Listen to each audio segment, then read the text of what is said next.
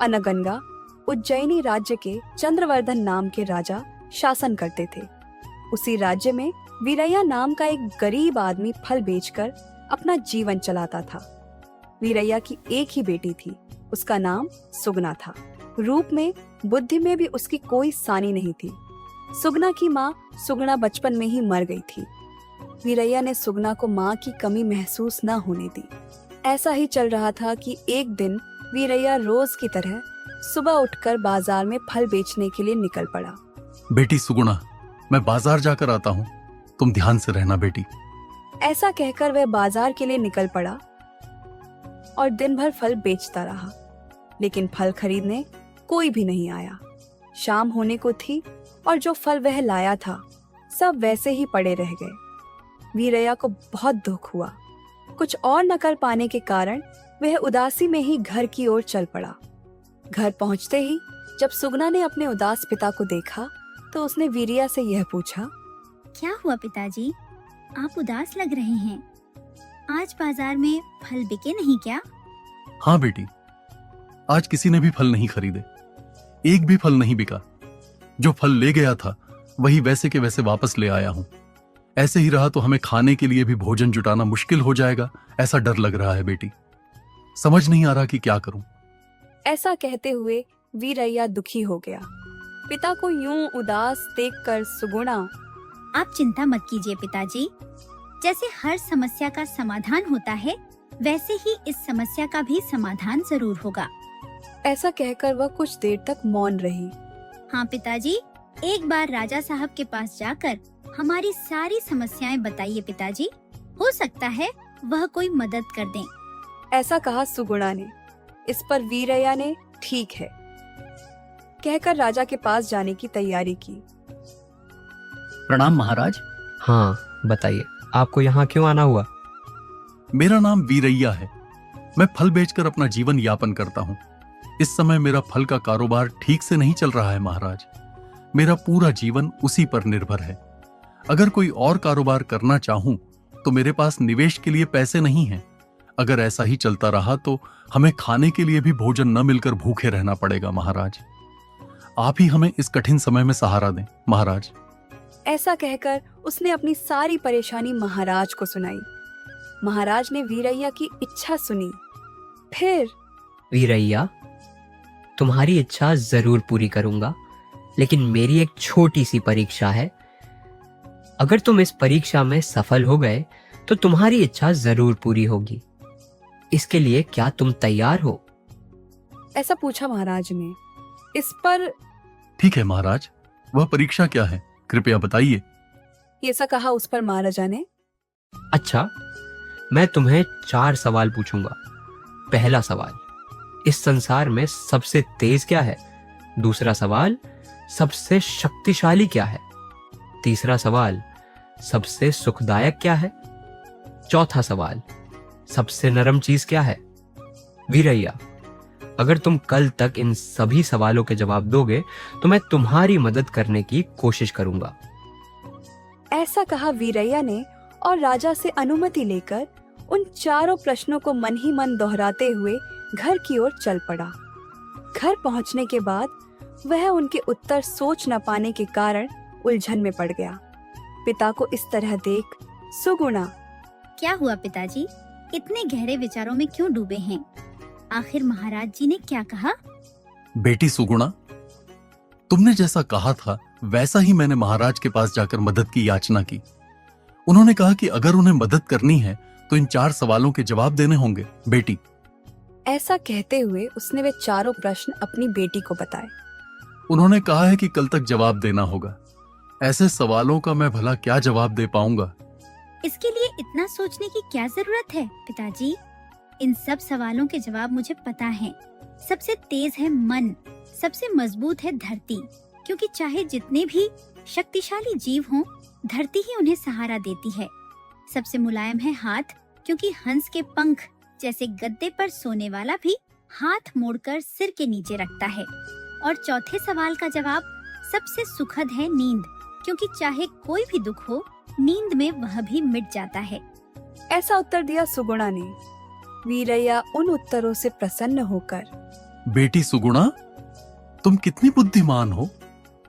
छोटी सी बच्ची होते हुए भी तुमने उन सवालों का मर्म समझकर तुरंत जवाब दे दिया। कल ही मैं महाराज के पास जाकर सभी सवालों के जवाब दूंगा। ऐसा वीरैया ने कहा। अगले दिन वह तड़के सुबह उठकर महाराज के पास गया और उनके सभी प्रश्नों के उत्तर देने लगा। उन उत्तरों को सुनकर महाराज आश्चर्यचकित होकर, वीरैया, क्या ये जवाब तुमने खुद सोचे हैं या किसी ने तुम्हें बताए हैं? महाराजा ने इस तरह पूछा। नहीं महाराज, ये जवाब मेरे सोच का नहीं है, मेरी बेटी सुगुणा ने बताया है। ऐसा कहा वीरैया ने। इस पर महाराज चकित होकर, हाँ, तुम्हारी बेटी इतनी बुद्धिमान है। अच्छा, तो ये धागे का पुला ले जाओ, अपनी बेटी को दे दो और कहो कि कल तक इससे एक जर्री की साड़ी बुनकर मुझे दे दे। ऐसा कहते हुए महाराज ने वीरैया को एक रेशम का पूला दिया। वीरैया आश्चर्यचकित होकर राजा द्वारा दिया गया धागे का पूला लेकर घर के लिए निकल पड़ा। पिता को देखकर बेटी, क्या हुआ पिताजी? क्या महाराज जी को अब तक आप पर दया नहीं आई? ऐसा पूछा। इस पर वीरैया ने उदास चेहरा बनाकर, नहीं बेटी, उन्होंने एक और परीक्षा रखी है। इस सूत से तुम्हें कल तक उनके लिए जरी की साड़ी बुनकर देनी होगी। ऐसा कहकर उसने राजा की बात अपनी बेटी को सुनाई। यह तो कितना सौभाग्य है पिताजी। आप एक झाड़ू की तीली लेकर महाराज जी को दें और उनसे कहें कि इसी से करघा बनाकर आज शाम तक दे दें। फिर मैं उसी में झरी की उत्तरीय वस्त्र बुनकर तैयार कर दूंगी। ऐसा कहा सुगुणा ने। वीरैया एक झाड़ू की तीली लेकर महाराज के पास गया। मैंने जो धागा दिया था उससे एक जरी की साड़ी बुन दी तुम्हारी बेटी ने? ऐसा पूछा महाराज ने। इस पर वीरैया ने बंधी हुई तीली दिखाते हुए, नहीं महाराज, मेरी बेटी ने यह लकड़ी की छड़ी देकर कहा है कि अगर आप इससे शाम तक करघा बना दें तो वह आपके दिए हुए सूत से जरी की साड़ी बुनकर दे देगी महाराज। ऐसा कहकर उसने अपनी बेटी की बातें महाराज को बताईं। इस पर महाराज ने क्षण भर सोचकर, लगता है आपकी बेटी बहुत होशियार है। ठीक है, आज मैं तुम्हें 100 मुर्गी के अंडे देता हूँ। इन्हें सेक कर कल सुबह तक बच्चे निकलवा कर मेरे पास भेज देना। ये बात अपनी बेटी से कहना। ऐसा कहते हुए महाराज ने वीरैया को 100 मुर्गी के अंडे दिए। उन्हें लेकर वीरैया घर के लिए निकल पड़ा। ऐसा डरते हुए वीरैया अंडे लेकर घर आया। उसने सुगुणा को महाराज की कही बात बताई, लेकिन सुगुणा निश्चिंत रही और उन अंडों से सब्जी, झोल आदि बनाकर तीनों वक्त पिता को खिलाया और खुद भी खाई। इस तरह पहले दिन उसने अपने पिता से यह कहा, पिताजी, आप महाराज जी के पास जाकर कहें कि सारे अंडे से बच्चे निकल आए हैं, लेकिन चूजे कोई भी खाना नहीं खा रहे। कहें कि सिर्फ एक दिन की खेती से उगाया अनाज ही वे खा सकते हैं। अगर ऐसा अनाज हो तो दिलवाने का अनुरोध करें, वरना सारे चूजे मर जाएंगे, यह भी बता दें। ऐसा कहकर वीरैया राजा के पास गया और बेटी की कही वही बातें राजा को सुनाई।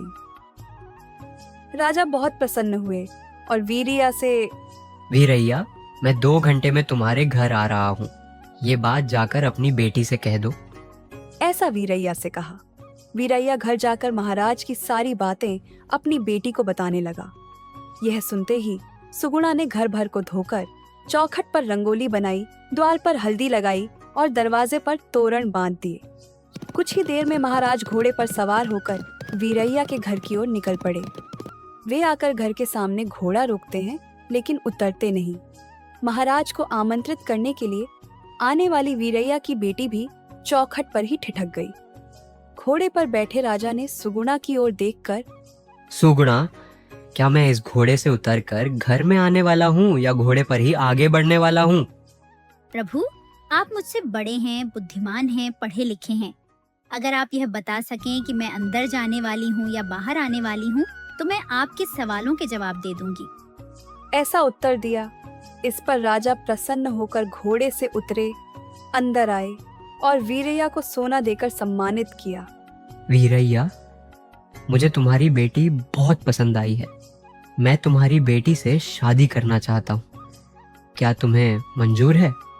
ये सुनकर वीरैया खुश होकर महाराज से, जी महाराज, आप जैसे महत्वपूर्ण इंसान का हम जैसे गरीब की बेटी का हाथ मांगना हमारा सौभाग्य है, हमें मंजूर है महाराज।